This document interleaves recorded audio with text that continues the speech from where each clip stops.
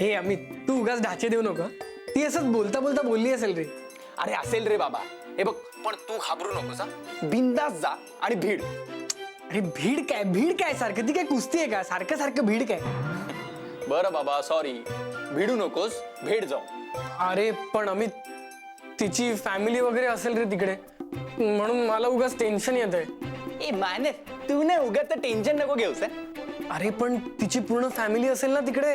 अरे मानस, पुढे जाऊन भविष्यात तिची फॅमिली तुझीच फॅमिली होणार आहे ना. अरे ऐक, माझं मस्त ओळख वाढून घे, चांगला चान्स आहे. खरंच असं होईल? अरे नक्की होणार. तू जा बिंदास संध्याकाळी. पण हे मानस, तू जोपर्यंत तिथे पोचत नाहीस ना, तोपर्यंत काही खरं नाही बाबा. का? कारण तुझे पिताश्री,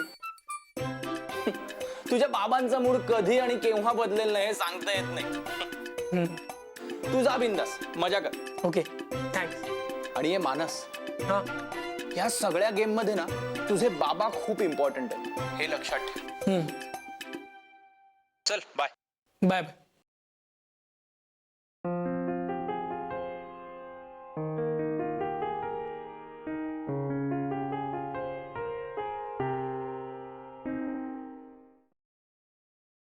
चल ते झालं.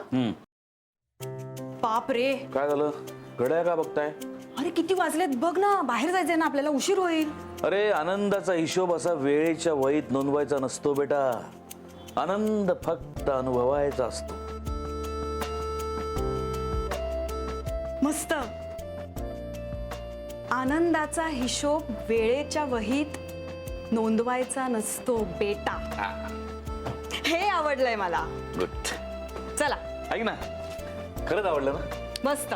खरंच सांगतोय, आनंद अनुभवायचा असतो.